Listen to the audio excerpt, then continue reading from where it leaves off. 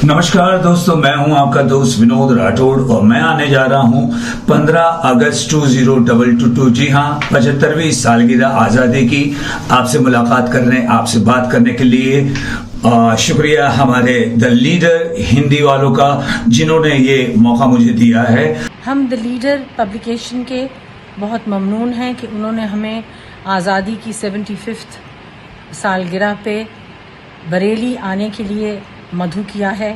I am looking forward, I have always wanted to see Bareilly.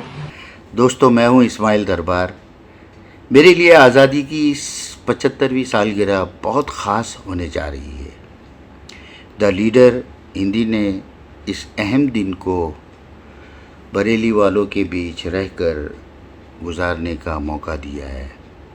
आज़ादी का जश्न आपके साथ मनेगा। हाय एवरीवन, मैं हूं जसलीन मथारू। द लीडर हिंदी खरी बात मजबूती के साथ बहुत खुश हूं मैं कि पहली बार झुमके सुर में जरी मांझे के शहर मैं आ रही हूं। द लीडर हिंदी की मैं शुक्रगुजार हूं कि इस डिजिटल मीडिया प्लेटफॉर्म ने ऐतिहासिक शहर में, और वो भी आजादी के 75th सालगिरह पर, बुलाकर मुझे बरेली वालों से करीब और मुखातिब होने का मौका दिया है।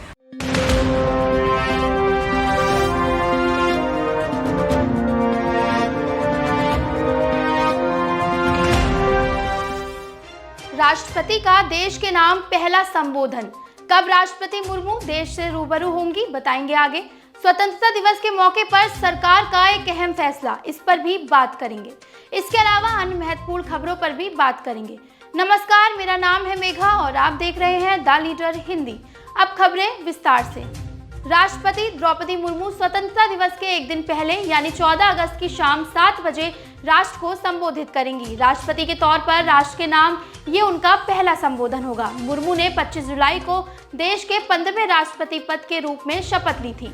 वह शीर्ष संवैधानिक पद पर आसीन होने वाली सबसे कम उम्र की और पहली आदिवासी महिला हैं। वे ऐसी पहली राष्ट्रपति हैं जिनका जन्म देश की आजादी के बाद हुआ है। अंग्रेजों से लड़कर भारत को आजादी दिलाने वाले स्वतंत्रता सेनानियों की स्मृति को अमर बनाने के लिए देश भर में फ्रीडम वॉल बनाई जाएंगी।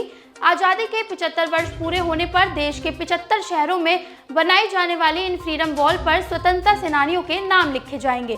इस परियोजना के तहत फ्रीडम वॉल बनाने की शुरुआत श्रीनगर के लाल चौक से होगी। इसके बाद जम्मू कश्मीर से कन्याकुमारी तक और गुजरात से धुर पूर्वी हिस्से में अरुणाचल तक ये श्रद्धांजलि वॉल बनाई जाएंगी।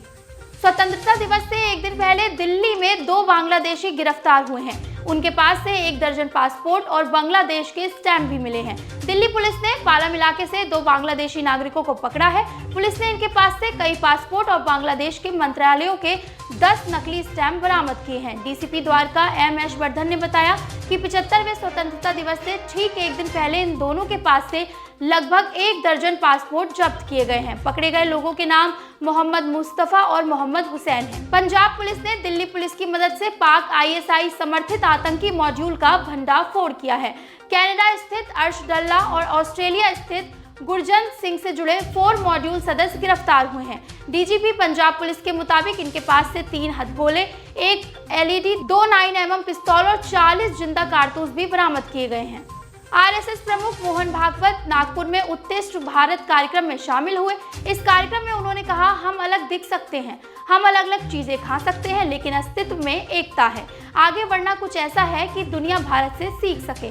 विश्व में उत्कृष्टता की कीमत बहुत है। मोहन भागवत ने आगे कहा कि विविधता प्रबंधन को लेकर पूरी दुनिया भारत की ओर देख रही है। जब विविधता को कुशलता से प्रबंधित करने की बात आती है तो पूरी दुनिया भारत की ओर इशारा करती है। उन्होंने आगे कहा कि दुनिया विरोधाभासों से भरी हुई है, लेकिन इसका प्रबंधन केवल भारत ही कर सकता है। इस कार्यक्रम के दौरान मोहन भागवत ने यह भी कहा कि भारत को बड़ा बनाना है तो हमें डरना छोड़ना होगा। जब हम डरना छोड़ देंगे तो भारत अखंड बनेगा। हम अहिंसा के पुजारी जरूर हैं, लेकिन दुर्बलता के नहीं। उन्होंने अपनी बात रखते हुए कहा कि भाषा, पहनावा और संस्कृति में हमारे बीच छोटे अंतर हैं और इन चीजों में हमें नहीं फंसना चाहिए। देश की सभी भाषाएं राष्ट्रभाषाएं हैं और सभी जातियों के लोग मेरे अपने हैं। हमें ऐसा प्यार बनाए रखने की जरूरत है।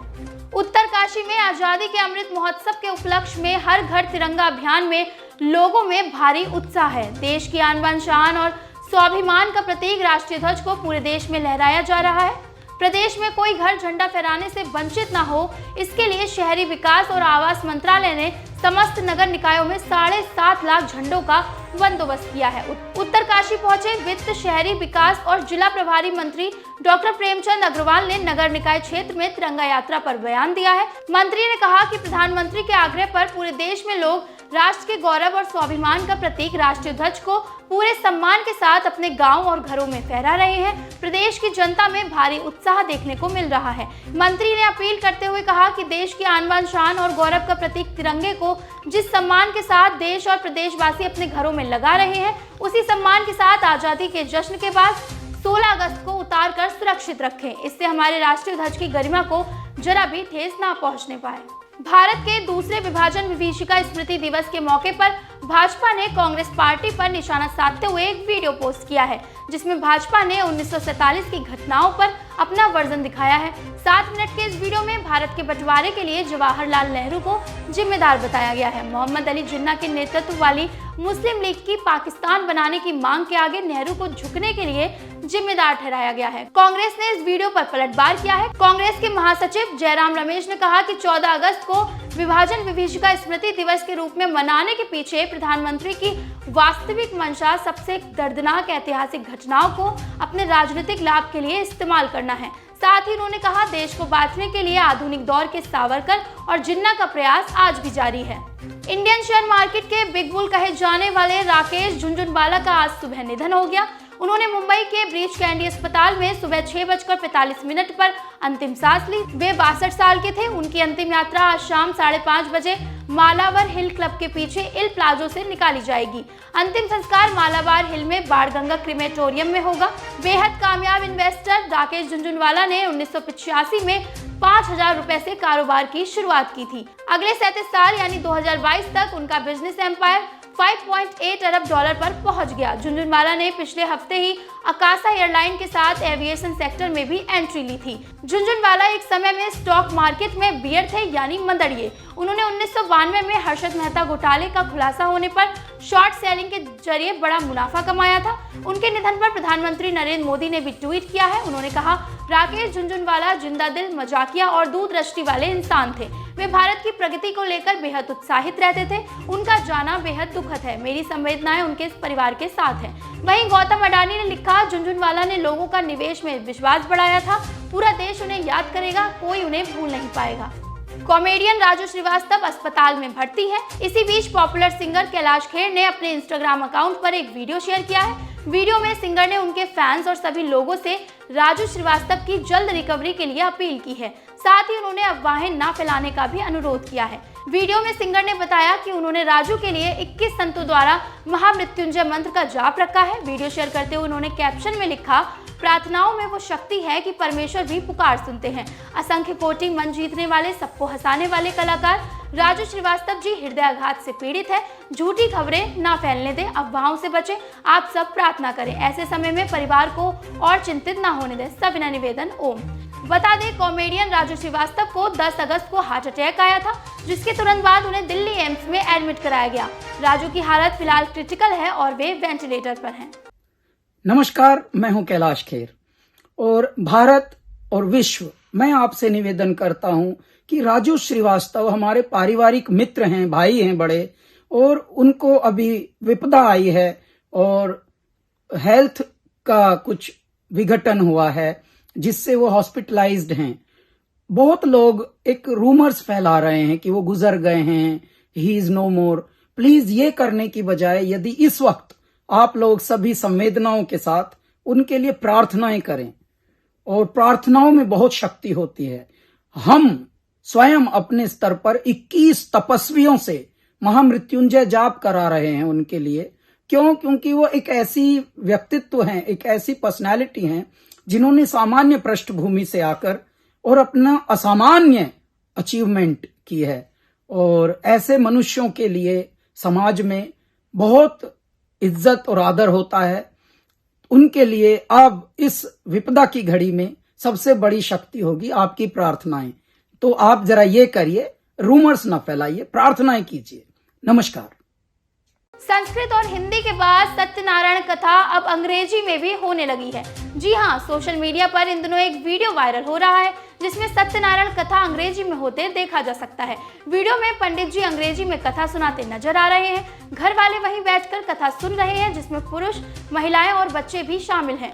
वीडियो में दिख रही पूजा सामग्री और इसे प्रस्तुत करने का तरीका दक्षिण भारतीय संस्कृति का मालूम पड़ता है। दक्षिण भारत के कई हिस्सों में अंग्रेजी बोली जाती है। ऐसा अनुमान लगाया जा रहा है कि वीडियो साउथ इंडिया में स्थित किसी घर का है। सोशल मीडिया के अलग अलग प्लेटफॉर्म्स पर वीडियो को हजारों बार देखा जा चुका है और वीडियो पर ढेर सारे कमेंट्स भी आ रहे हैं। Every day he's begging the food because he have lot of knowledge and education, but somehow he can't make the money. Daridrya is there. And one day Mahavishnu came as a Vruddha Brahmana Swarupa, like old Brahmin, and asked him, why you are wandering around like that? And the poor Brahmin replied, I am thinking to beg for food. I have lot of knowledge and education. Still I couldn't make money or anything. Please tell me how to do this. And then Vruddha Brahmana Swarupa, that Satyanarayana, told him, you do Satyanarayana Swami Vrata, then your problem will vanish, like that. And finally, that day he went for Bhiksha. I will do Satyanarayana Swami Vrata like that. Because of Satyanarayana Swami's blessing, and he thought that Vruddha Brahmana told, will do Bhiksha like that. He went and did the Bhiksha. Because of Satyanarayana Swami's blessing, he got plenty of food, more money and other things like previous days. आज के bulletin में बस इतना ही। देश दुनिया से जुड़ी तमाम खबरों के लिए जुड़े रहिए द लीडर हिंदी के साथ। हमारी ऐप द लीडर हिंदी को अगर आपने डाउनलोड नहीं किया है तो अभी डाउनलोड करें। साथ ही हमारे चैनल को सब्सक्राइब करना ना भूलें।